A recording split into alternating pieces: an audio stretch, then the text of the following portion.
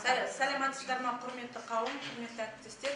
Бүгінгі біздің Қазақ филология кафедрасының оқытушыларының ұйымдастыруымен, яғни оқу-әдістемелік біздің жоспарымызда бар. Үздіксіз білім берудегі заманауи әдістер деген оқыту семинарына қош келіпсіздер. Бұл семинар негізінен кафедраның 4 оқытушы, яғни Құрман Айнаш Құрманқызы және мен, және Истина Айгүл және Тілеген Әсемгүлдердің 31 март пен 26 апрель аралығында және 2 июнь мен 29 июньнің аралығында Алматы қаласында өтіп келген біліктілікті арттыру орталығында байланысты соған байланысты отыр.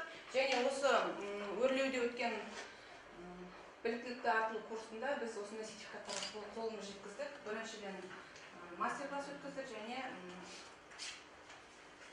Әл-Фараби атындағы Шығыстану факультетінде сонда мастер-классына қатыстық. Енді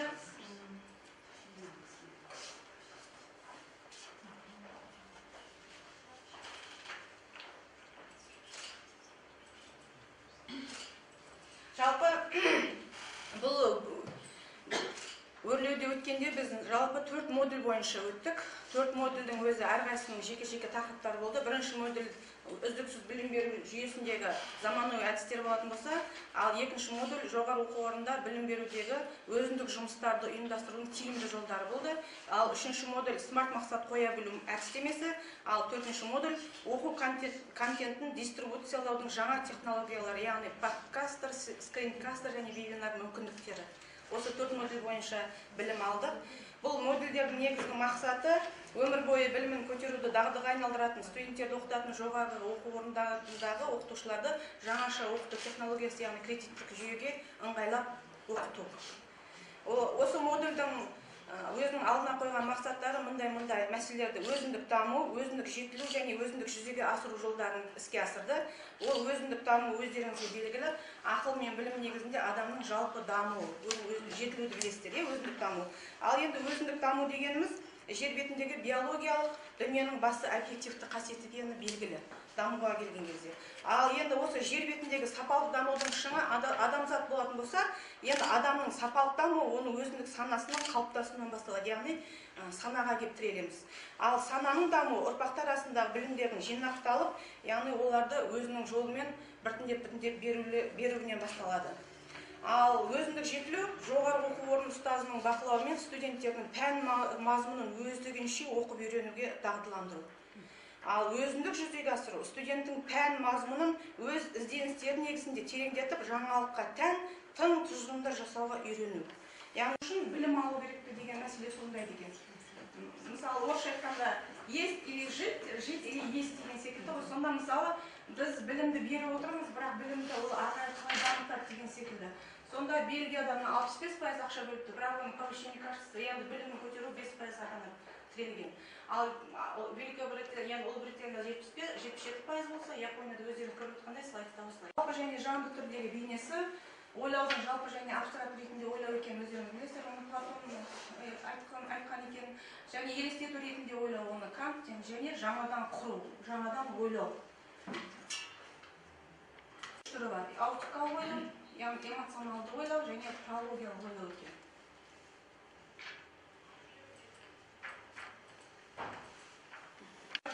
Бұның барлығында өздеріңіз қолыңыздағы бағдарламаға байланысты ой картасына келіп тіреледі екен.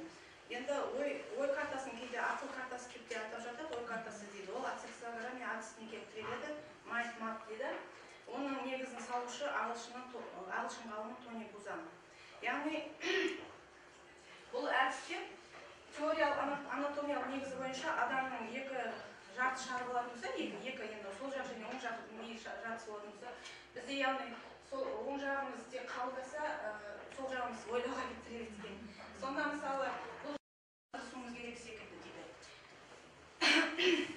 Енді бұл осы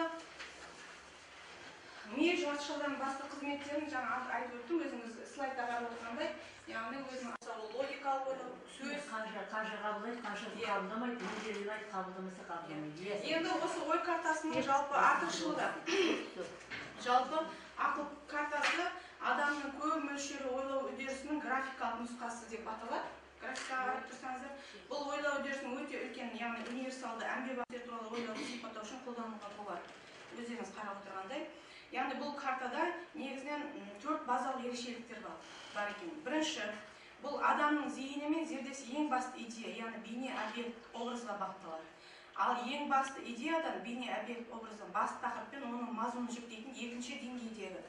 Мысалы, егер ой картасының ортасына қойып жатса, бірінші нәтижеге жету, сосын тез есте сақтау мен тез еске түсіруді ойлауымыз керек екен, ойлау үдерісін реттеу, жоспарлауды және міндеттерді сауатты атқару, ойлау уақытын үнемдеу, яғни уақыт менеджері және ассоциативті ойдың дамуы ескеріледі. Ойлау уақытын үнемдеу деген, яғни бір осы ой картасында біз пәнге байланысты бір тақырыпты беріп қойсақ, сол пәннен өзінің қабылдайтын нәрсесін жан-жағына беріп қойсақ, яғни біз келесі сабақта мынаны айтамын, одан кейін мынаны айтамын демей, бәрін бір жерге қойып қоямыз да, сосын балаға соны беріп қоюға болады екен. Артықшылығы сол. Одан кейін бізге бірінші басты идея керек. Осы басты идеядан барып, біз қосалқы идеяларға бөліп тастаймыз жаңағы. Оны өзіңіз білесіз. Ары қарай дамытатын болсаңыз, енді сол қосалқы идеяларыңыз өзінің деңгейіне қарай бөлінеді.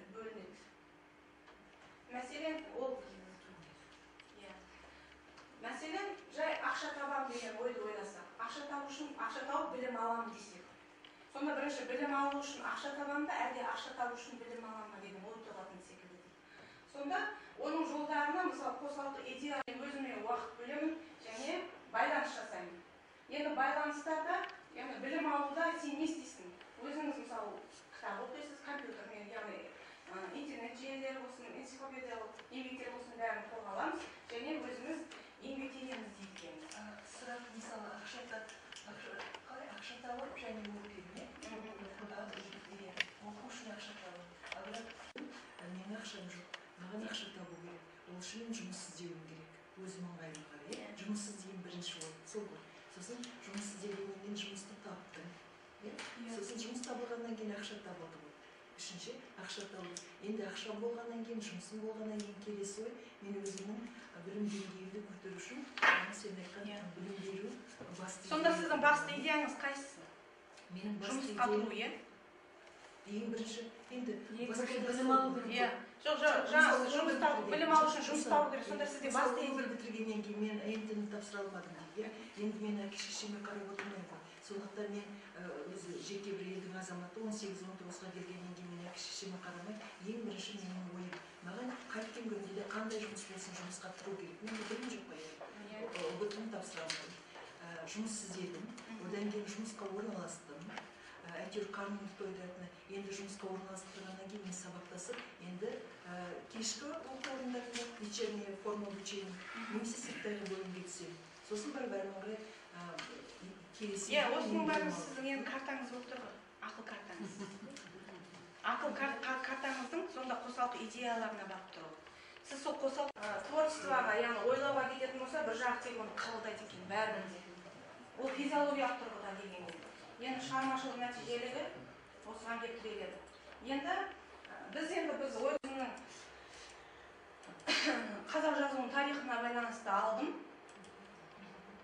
Жазудан, енді қазақ жазуында, енді жазудың пайда болуымен түріне тоқталамын. Жалпы осы сабақты пән өткізген кезде, одан кейін көне түркі уникалық жазу ескерткішіне, одан кейін көне ұйғыр немесе манифтік жазу, біздің жазу тарихымыздағы бар жазу, одан кейін араб және латын, одан кейін қазір кириллица жазуын мен меңгертуім керек бір пәнде. Енді осыған мен ацистограмманың әдісі жаңағы ақыл картасына келуім керек. Оны былай алып келдім. Мысалы, қазақ жазуының даму кезеңі, яғни тілмен бірінші таңба туралы дерек, сосын жазу мен жазба тілдің арасындағы қарым-қатынас, одан кейін қазақ жазуының түрлері деймізді, оның жаңағы пиктографиялық, идеографиялық жазу, буын немесе силабикалық және әріптік қазіргі біздің кириллица жазуға мен тоқталуым керек. Жаңағы ақыл картасы бойынша енді осы тақырыптарды мен ары қарай дамытуым керек. Қосалқы идеямен. Басты идея. Иә. Сонда мысалы кейде балаға бір тақырыпты беріп қоямыз да, оны келесі алып келген кезде ол келесі тақырыпқа да дайын тұру керек қой. Сол уақытта оған осылай біз картаны беріп қойып, жалпы пән бойынша білетін материалың осы, сен осы бойынша негізінде білім алуың керек, ары қарай өзің дамытасың десек, яғни ол келесі сабақтарыңызға ол өзінің ойымен келеді. Сонда оқытудың қандай технологиясы? ақыл картасы. Жоқ, Ассоциограмма әдісі. ақыл картасының екеніңді біліп тұр. Иә, иә. Қандай технология? Тақырыпты сен топпен бересің. Топпен ол қабылдады. Қабылдағаннан кейін әрі қаратай дамытады. Иә. Өзі дайындалып келеді, сен көмектесесің. Иә. Оқытудың қандай технология? Сонда мынау ассоциацияның өзі бір-бірімен тығыз байланысты ғой, иә?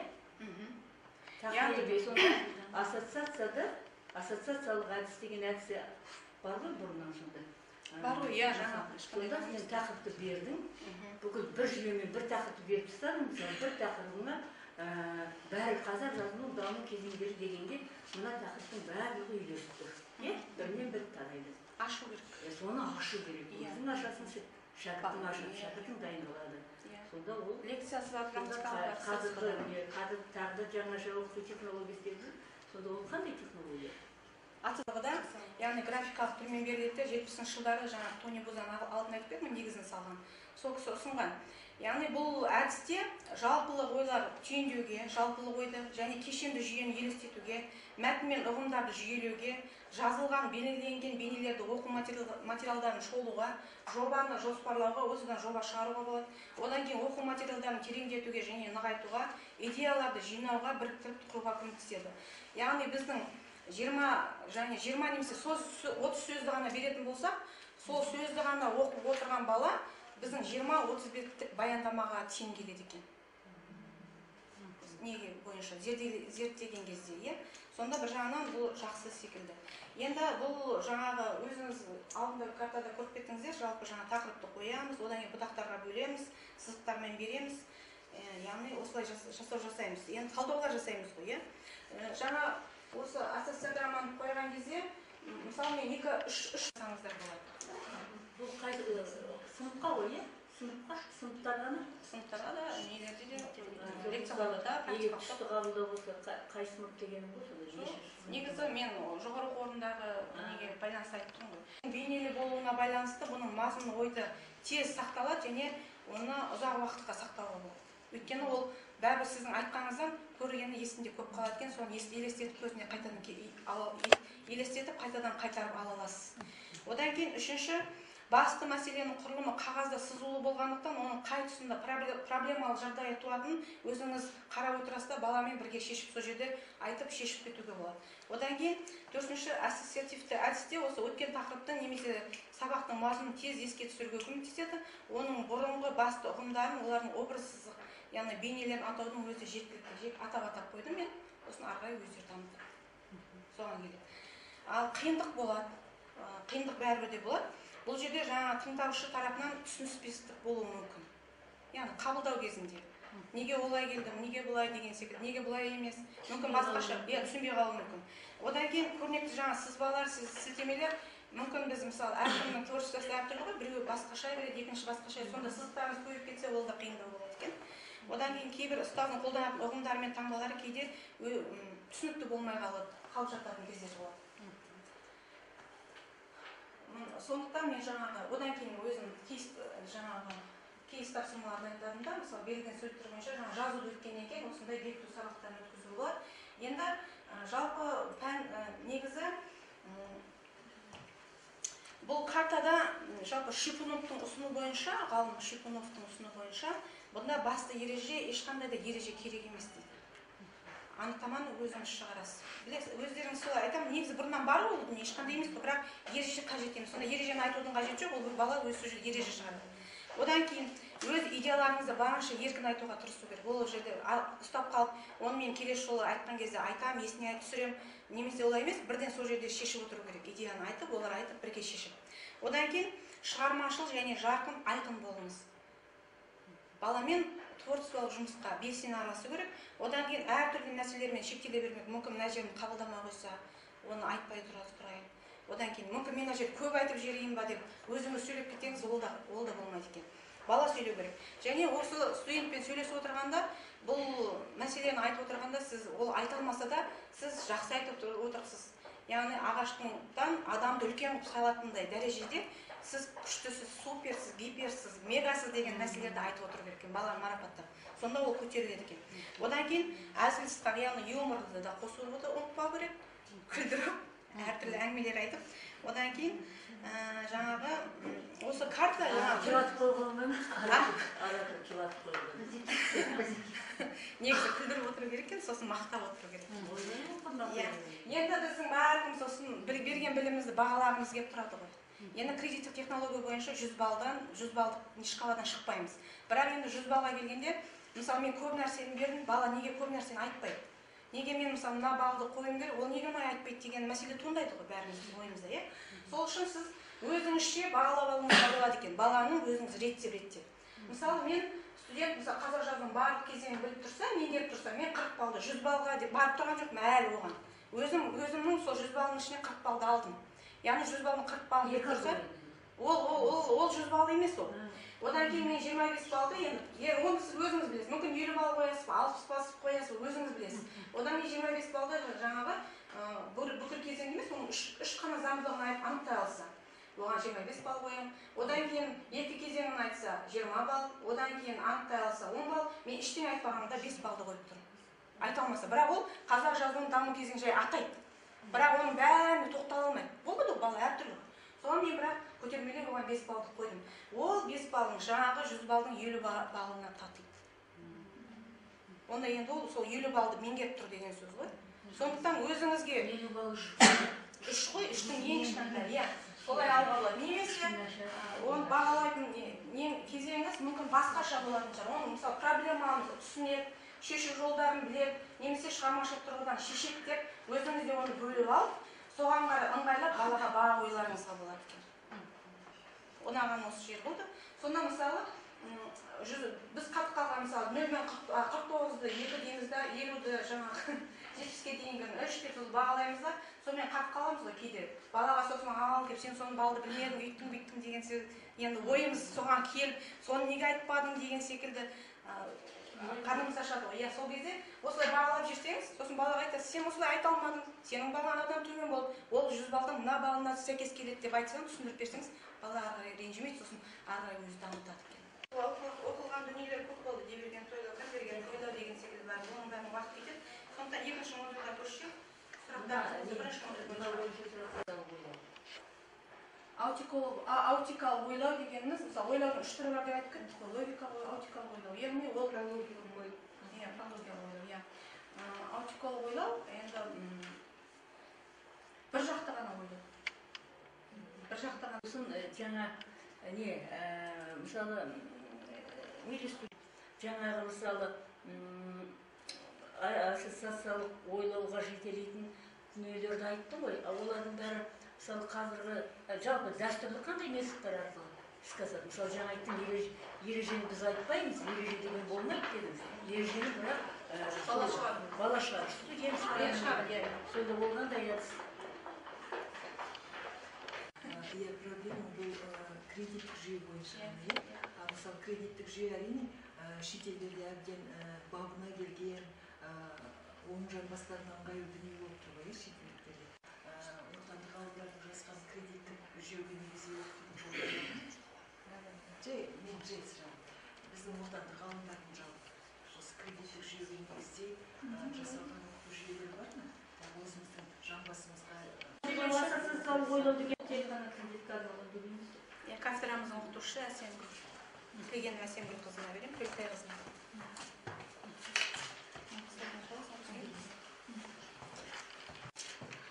Студенттің өзіндік жұмыстарын тиімді ұйымдастыру.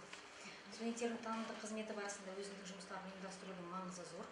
Оны барлығымызға мәлім. Бұл мәселеге көптеген ғалымдар Оспанов сияқты, Ястребова, Вербицкий үлкен мән беріп зерттеген. Студенттердің өздік жұмысы, яғни сөз, басқа да жұмыстардың ерекшелігі, студент өз алдына мақсат қояды, оған жету үшін жұмыс түрін, тапсырманы таңдайды. Инновациялық білім беру, тұлғаға бағытталу білім берудегі негізділігі, шығармашылық, кәсіби бағдар, ақпараттық технологияларды қолдану деген түсініктердің жиынтығы. Сондықтан оқытушының студенттердің қандай қасиеттерін, сапаларын дамыту керек, қалайша өзін-өзі дамыта білуіне көмектесуге болады деген сұрақтар толғантуы керек. Студенттердің ең алдымен өзін-өзі дамытуы, өзін-өзі тәрбиелеуі, өзін-өзі жетілдіруі, өзін-өзі бақылау, әдет дағдысын қалыптастыру тұлғаның шыңға жету жолы болмақ. Сөзді орындау барысында студенттің мынандай дағдылары қалыптасады. Ол енді зерттеушілік, іскерлігімен зерттеушілік іскерлігі мен дағдысын қалыптастырады. Өткен материалды жалпылай алу және қайталау, алған білімді қолдану, олар толықтыру, кеңейту дағдысын. Жалпы материал барысында осындай тұжырымдар бар. Ғалымдардың айтуы бойынша, қазіргі кредиттік технология бойынша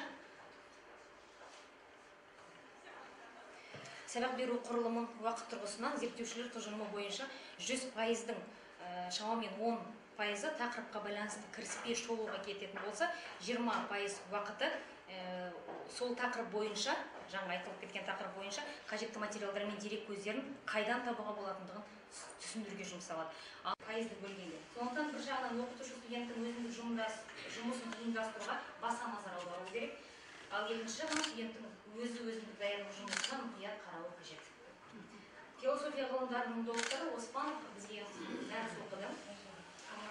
Барғанда кезде ол кісінің пікірінше осындай жағдаяттан шығу жолы болуы мүмкін дейді. Ол студентін оқытқан кезде оған барлық білімді толық түсіндіруге тырыспау керек. Яғни тек студент өзінің жаңа білімдерді өздігінше тауып, оқып, талдап, солардың өмірге байланысты жаңа материалды өздігінше іздеп табу, оларды өздігінше оқу, талдау, тыңдаушыларымыздың өздері жүзеге асыру керек нәрселер. Бір-бірімен жұмыс жасауын үйлестіреді, яғни ұжымдық жұмыс. Мысалы айтатын болсақ, бірінші курс студенттері келген кезде олардың 80% материалды талдау, жүйелеу, амал тәсілді қолдану дағдылары болмайды. Жағдайларда болады. Бірінші курс студенттерінде. Ол яғни электрондық кітапхана, интернет ресурстарын пайдаланумен қатар энциклопедия, сөздікпен жұмыс жасау дағдысы жоқ студенттерге есебі. Сондықтан ең қауіпті жағдаят ол біздің сұраққа байланысты білетінімізді студентке толығымен айтып беру. Енді ол бізде қазіргі технология бойынша не ойлайды екен деген. Оның не айтқандығы өте мұқият болу керек, яғни жетекші сұрақтардың көмегімен студенттің өзін-өзі қойған сұрақтардың дұрыс жауабына барынша жақындату қажет. Сонда сұхбаттың соңында студент өзінің сұраған мағынасына өзі біледі екенмін деген ойға келеді. Студент қойған сұрақтың жауабын бұған дейін өтілген сабақтардың мазмұнынан іздеуге үйрету керек. Келесі, үшінші, егер студенттің өзі қойған сұрақты қосалқы себеп-салдарлық сұрақтарға айналдырсақ, онда біз көп мәселені шешеміз. Сонда студенттің өз ойында өзі қойған сұрақ туралы өзінің түсінігі қалыптасады. Жұмысының күрделілігі анықтау, студенттің уақытын орындау мүмкіндігін, оқу әдістемелік әдебиетпен жұмыс жасамай, сонымен қатар ойын түрінде де сөзді өткізуге болады. Мысалы, енді біз практикалық қазақ тілі сабағынан болғаннан кейін, өзге ұлт аудитория болғаннан кейін сөзді біз тек ситуациялық тапсырма берілді. Бұл ең ситуациялық тапсырма бұндай болды. Аңгежайда деген тақырып болады ғой бізде. Сонда бұл тақырып бойынша срочно кету керек. Еліңізде жету үшін бір билет қана сатылады. Бір билет қалған Қазақстан өзіміздің елімізге келу үшін. Бұл жерде бізде үш кейіпкер. Кассаны Яна Төлеевна касса. Айым Қайратұлы бізде студент. Бұл кісі өз отанына, ата-анасына жету керек. Тарихолла Жұмабекович әскер адам. Яғни бір келісім шарт жасауға елге жету керек. Және де Аягөз Ырысбековна, сіз кассаға берген жоқ қой, сізге билет. Аягөз Ырысбековна, бұл қыз Қазақстан елінде тұрмысқа шығайын деп жатқан қыз. Міне Аягөз Ырысбековна. Кассир ғой. Жоқ, кассир онда білетін ғой. Сондықтан бұл кісіге де билет алу керек. Билет бірақтың саны біреу ғана. Бұл қыз ертең қыз ату тойына асығып тұр Қазақстан еліне. Енді бұл ойынның шарты ойыншылар қалған бір билетті нақты өздеріне ғана керек екендігін дәлелдеп билетті сатып алу керек. Ситуациялық тапсырма. Студенттер осылай ойнады, мынау барлығы студенттердің жасаған дүниелері. Сөзде.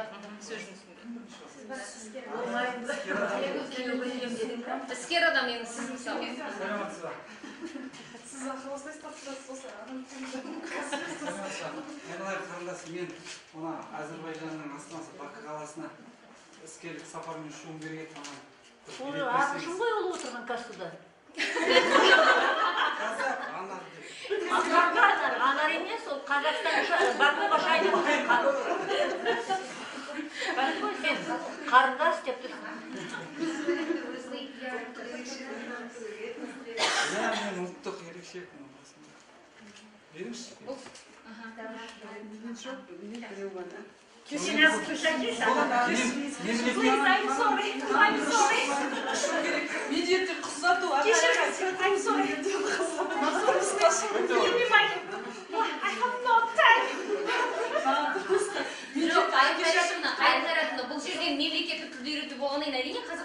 біледі.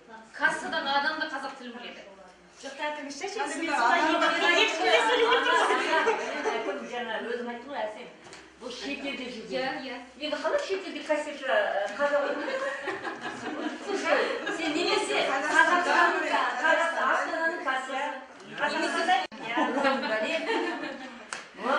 Маған билет керек, срочно күтіп отыр. Ертең уақыт белгілеп қойын, қыз ұзату тойының Қазақстаншы.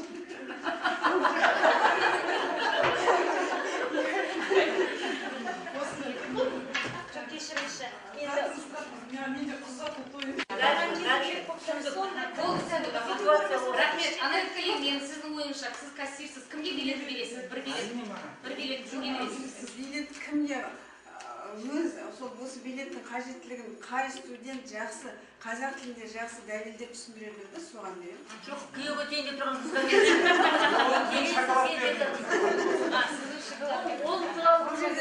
Сендер сөйлетті ғой дейді. Рахмет. Арттыру. Әдістемелік тұрғыдан студенттің аудиториядағы және одан да тыс өздік жұмыстан дұрыс ұйымдастыру, өздік жұмысты орын қызметтерін дұрыс атқаруы. Ой болса, ғылыми негізіндегі ұйымдастырылған студенттердің өздік жұмысы мен студенттердің оқу танымдық әрекеттерін басқару жұмысы олардың саналы жүйесіндегі жоғары оқу. Осы жаңағы ситуациялық ойын, анау-мынау дегенде жалпы жақсы дүние ғой, барып келгендерің доңды болып, көп нәрсе үйрендіңдер, әр нәрсені ортаға саласыңдар, жақсы дүние көрініп тұр, иә. Қалай аталса, олай аталсын, бұрын қалай аталсын, қазір қалай аталсын деген сияқты, жақсы дүние. Шығармашылық ізденіс әдісі дедім. Нақты шыққанда шығармашылық әдісі. Шығармашылық әдісі. Естен айтасыңдар. Сосын, сол жерде не айтты өрлеуде? Шығарма жазу. Шығармашылық әдіс деген шығарма жазылған емес, ол жерде қандай әдістер айтты? Жаңа әдіс. Өрлеуде қандай әдістер? Тақырып жақсы, мысалды шында да сөзді біз тақырыпты береміз ғой сөзді. Конспектісін тексеріп аламыз шындығын айтып. Кейде сөйлетеміз, кейде қол тимейді шындығын айтқанда. Жалпы мәселе дұрыс көтерілген ғой, өзекті мәселе көтерілген. Онда шығармашылық әдіс деген не? Енді тиімді әдіс тәсілдер деген не? Тиімді әдіс тәсіл дегенде қандай әдіс тәсілді айтты енді сол жерде деген өрлеуде қандай әдіс тәсілді айтты? Тиімді әдіс дегенде. Біз білмейтін мысалы қандай тиімді әдіс дегенде. Мысалы сол сөзге байланысты. Кумулятивтік әдіс, иә? Ол не деген әдіс? Ол дегеніміз. Ол конспект түзудің Сөзді, мысалы, мен өзім былай істеймін ғой мұны. Мен, мысалы, сөзді студент өзі дайындалады деген тақырыпқа аса тоқталмаймыз да, сөзді шығарып қоямыз ғой біз сөзді. Ал ол жерде сөздің силабусын қалай жасауды үйретті? Ол басқаша жасалынбай силабусы сөздің. Сөзді, мысалы, қандай тақырыпты шығару керек оның сөзді? Көрінді? Сол біз өз сөздің өзі қазір өз сөзге кредит бөлінбейді, өз сөзді расписаниеға қой дейді. Мына жерге түсіріп атқасында айтып отырмын бұны. Себебі естиді ғой содан, көретін шығар оны біреу. Өз сөздің өзі расписаниеға қой дейді, оған кредит бөлінбейді. Жарайды. Өз сөзді біз консультация береміз, оны есту керек екенін білеміз. А сөзді біздің жасайтынымыз негізгі тақырыпқа, еңбеген тақырыпқа шығарамыз ғой. Сонда қалай дегеніміз сөздің силабусы қалай болады сонда? Біздің енді үшінші модульда жалпы бағалау жүйесі туралы оқытылды, сонымен қатар смарт, мақсат қою және оған жетудің жолы. Деген мәселе қарастырылды. Негізі осы мәселені айтпас бұрын жалпы енді қазір бәрімізге белгілі, қазіргі заманның талабы жаңағы ғылым мен техниканың жедел дамуына байланысты, жаңағы әртүрлі инновациялық тәсілдердің оқу үдерісіне енуіне байланысты жалпы жан-жақты дамыған, өзіндік ойлауы бар, тұжырым жасай алатын, ғылым мен техникадағы жаңалықтарды ескере алатын, оны қолдана алатын маманды даярлау қазіргі күннің басты талабы болып отыр. Енді осы қоғамның сұранысына жауап берерде жалпы осы смарт мақсаттың смарт мақсат әдісінің берері мол екен. Сонда смарт дегеніміз не? Смарт дегеніміз ағылшын тілінен аударғанда ақылды, ақыл, ой дегенді білдіреді екен. Сонда смарт мақсат дегеніміз ақылды мақсат. Яғни ол нақты, өлшемді, қолжетімді, маңызды, уақытты нақты белгіленген мақсат қоюдың әдісі. Енді сонда бұл не? Смарт дегені осы СМАРТ деген 5 алғашқы сөздерден құрылған мақсат. Бүгінде бизнес саласында көп қолданылады. Сосын іскери қарым-қатынас жасау саласында көп қолданылады екен.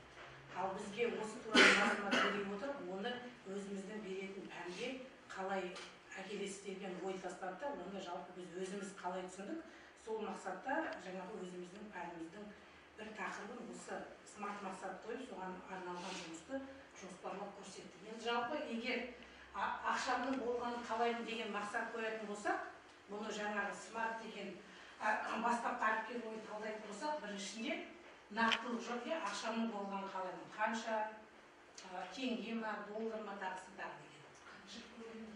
Қанша көлемінде белгісіз. Енді мақсат нақты болмағаннан кейін бұны өмір бойы күтуге болады. Сонда бізде сұрақ туындайды, сонда жалпы ақша не үшін қажет?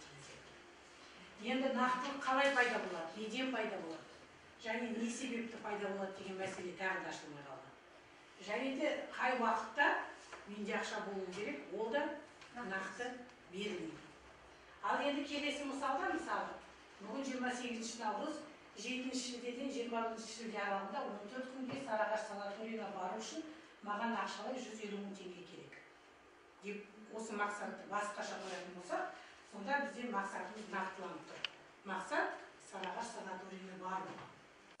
Ем алам, дем алам, әрине бұл мені қуантады. Бұған мен қол жеткізе алам деген сөз. Енді маңыздысы, менен оны жинауым керек қой. Сол үшін менің айлығым 50 мың теңге болса, ай сайын мен конверт бастап, соған 10 мың теңгеден бір жыл бойы қаржы жинақтауым керек қой. Ал қалған соманы, мысалы 10 ай салсам, 10 мыңнан қалғанын демалыстың берілген айлық төлемден соған барамын. Сонда бұл нақты уақытта, енді мысалы мен сонда 1 шілдеге дейін нақты уақыт қойып 150 мың теңге ақша жинауым. Міне бизнес әлемінде, жаңағы іскери адамдардың әлемінде смарт мақсат деген дүние осы тұрғыдан қарастырылады. Ал енді осы мәселе айтылғаннан кейін мен оны енді өзіміздің пәнге жақындатып алу үшін жалпы кез келген адам өз алдына смарт мақсат қойғанда алғашқы 7 қадамдан өту керек. Күнде сол жоспардың бірнеше пунктын орындаңыз. Сонда мен тілдік қатынас негіздері пәні бойынша осындай жаңағы мақсаттарды жазып қойдым. Мен сонда бірінші мақсатым студенттердің тілдесім түрлерін айыру мақсатына жеткім келеді. Екінші мақсатты жазып қойдым. Студенттерді тілдесімнің жалпы түрімен таныстыра отырып, олардың өзіндік ерекшеліктерін тани білу, іскерлігін қалыптастыру. Үшінші мақсатым қандай мезгілде орындалады? Жұма 15 қараша 10:30-да. Төртінші қадам. Сол мақсатқа жетуге қандай әрекеттер көмектеседі? Тізімі. Бірінші, тілдесім сөйлеу әрекетінің бір түрі тақырыбында дәріс оқу. Екінші, студенттердің өзінің жұмысына Оразбаеваның тілдік қатынас негіздері, Шарковтың основы теория коммуникация оқулықтары бойынша конспект түзу, дәріс материалын толықтыру сияқты практикалық тапсырмалар орындады. Үшінші, тілдесім түрлеріне қарай мәтіндерді тергізу, сұрыптату. Төртінші, тілдік деректермен жұмыс істеу барысында студенттерге кеңес беру. Бесінші қадам, сол тізімнен жоспар жасаңыз. Сонда менің бірінші жоспарым дәріс тезисін дайындау. Екінші, дәріс материалын толықтыруды көздейтін оқу әдістемелік әдебиеттерді анықтау. Үшінші, студенттердің өздік жұмысына басшылық ету. Төртінші, қосымша кеңес беру уақытын белгілеу. Алтыншы қадам, жоспарыңызды дереу орындай бастаңыз. Бірінші, кітапхана қорын пайдалану, ғаламтор материалдарымен жұмыс істеу. Екінші, студенттермен жұмыс істеу.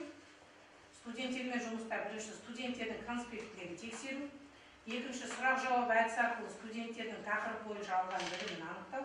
Үшінші, тыңдалым әрекеті арқылы аудиомәтінді тыңдап, тест тапсырмаларын орындату. Төртінші, рефлексия әдісі арқылы сабақты қорытуға қажет материалдарды дайындау.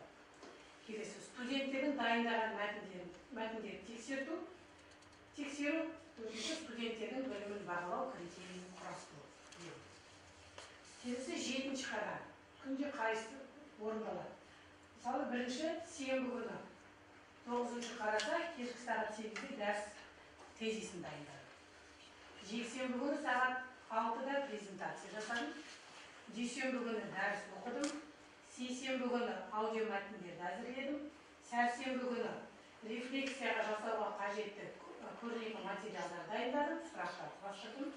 Бейсенбі күні студенттердің конспектілерімен дайындаған мәтіндерін тексеремін. Жұма күні практикалық сабақ. Басқа міндеттермен үйлесу қоғамдық және гуманитарлық пәндермен байланысты. Уақытта тілдесім түрлерін, оған тән белгілерді анықтау, тілдік материалдармен жұмыс жасау. Қол жетерлігі берілген тапсырмалардың бәрін орындап, осы аптада 90-95 балл аламын. Басқа міндеттермен үйлесу. Күн сайын 2 сағат уақытында осы тапсырманы орындауға жұмсаймын. Дүйсенбі күні кітапханада қосымша әдебиеттермен жұмыс істеймін. Сейсенбі слайд презентация әзірлейді. Сәрсенбі күні тілдік материалды жинақтап сұрыптайды. Бейсенбі күні қажет болса оқытушымен кездесіп кеңес алады. Жұма күні практикалық сабақта теориялық және практикалық тапсырмаларды орындап жаңа бағасын алады. Міне, ал мынау сіздердің мақсаттарыңыз. Бұған дейін өзімнің сабағында нақсы смартқа дейін дейін. Өзіңнің сабағында нақты мақсат қойған жоқ па? Неге қойылады? Қойылады, әрине. Нақты мақсат бар. Бұл смарт мақсат просто адамды жаңағы адамның жұмысын ұйымдастыруға, жоспарлауға тиімді. Себебі студенттерді, мысалы, жалпы былай қараңыз, кез келген силабусын алып қарасақ, біздің бәрімізде тапсырма көп. Ал студент бір семестрде 8 пән оқиды. Сонда санап көріңіз, біз осыдан 2 жыл бұрын Раушан Жексенбаева екеуміз санағанбыз. Сонда студент 8 сабақ өтіп, әр мұғалімнен 7-8 не жасайды, реферат жасайды. Сонда есептеңіз, менің сабағымнан жаңағы 7-ні 9-ға көбейтсең, 56 рефератты студент жаңағы 15 аптаның ішінде жазып шыға ма деген секілді. Мен осындай мәселелерді шешуде осы нақты және тиімді деп ойлаймын. Өндірістің даму ақпараттарды керек мөлшерде әлемнің бір шетінен екінші шетіне тасымалдауға, басқа тұтынушылармен онлайн режимінде кең қатынасуға, басқа адамдар қолдана алу үшін интернет сайттарға ақпараттарды орналастыруға көп мүмкіншілік туғызады. Бүгінде электронды оқу бұл оқу процесі барысында ақпаратты жеткізу үшін интерактивті электронды құрал-жабдықтарды қолдану болып табылады. Ол мысалы компакт дисктерді тасымалдауға тек қана интернет қажет болады. Қолдану үшін. Оқу процесінің икемділігі материалды оқу ұзақтығы мен реттілігін білім алушы өзінің қалауынша таңдайды. Жұмыс орнында отырып оқи беру, білім алушылар жұмыстан қолда. Вебинар бұл интернет арқылы ұйымдастырылатын виртуалды семинар болады. Вебинар сізге үйден шықпай-ақ немесе жұмыс орнында отырып онлайн кездесулерге қатысуға мүмкіндік туғызады. Мұғалімдер вебинар арқылы үйінде немесе офиста отырып сабақ жүргізе алады. Оқушылармен онлайн режимінде қарым-қатынас жасай алады. Саны бірнеше жүз болатын қатысушыларға дәріс бере алады.